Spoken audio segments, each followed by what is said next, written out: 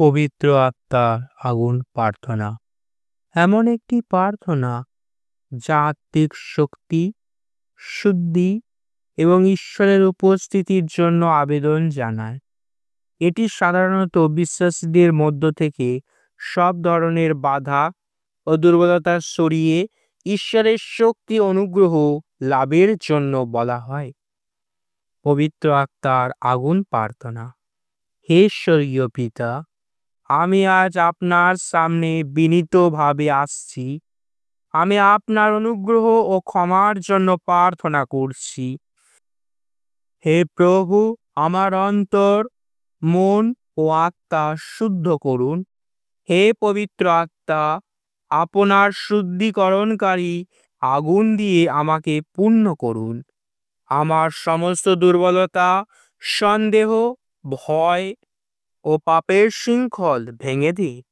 আমার জীবন থেকে সমস্ত অন্ধকার, অসুস্থতা, বাধা ও শয়তানের প্রভাব দূর করুন।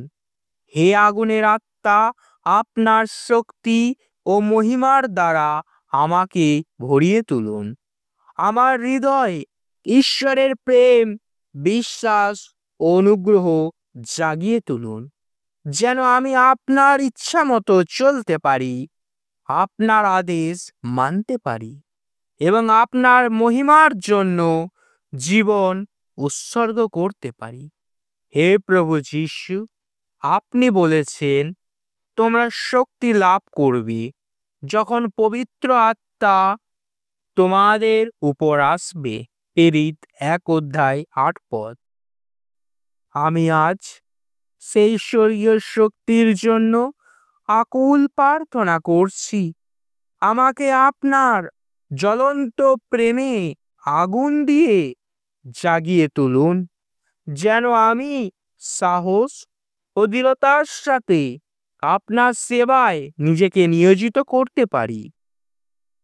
পবিত্র আত্মার আগুন এসে পড়ুক, আমার মন, আত্মা ও শরীর পূর্ণ হোক আপনার জ্বলন্ত শক্তিতে।